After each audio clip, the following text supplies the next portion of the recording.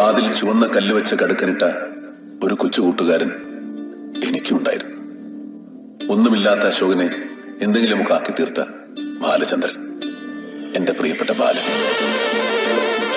സ്കൂളിൽ ഉച്ചയ്ക്ക് ഞാൻ പച്ചവെള്ളമാണ് കുടിക്കുന്നതെന്ന് മനസ്സിലാക്കി എന്റെ മുന്നിലേക്ക് ചോറ്റുപാത്രം നീട്ടിത്തന്ന എന്റെ ബാലൻ. അവന്റെ അച്ഛൻ കാണാതെ മോഷ്ടിച്ചെടുത്ത പണം കൊണ്ട് സിനിമാ ടാക്കീസിൽ ബെഞ്ചിലിരുന്ന് ഞങ്ങൾ സിനിമകൾ കണ്ടു, കടലമിഠായി വാങ്ങിത്തന്നു. സ്വന്തം ജീവിതത്തെക്കാൾ ഞാൻ നന്നാവണമെന്നും വളർന്ന് വലിയ ഉയരങ്ങളിലെത്തണമെന്നും അവൻ ആഗ്രഹിച്ചു.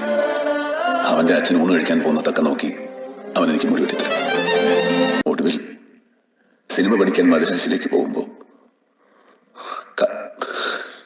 കാതിലെ കടുക്കനിട്ട് കാശുമായി അവൻ എന്റെ അടുത്തേക്ക് വന്നു.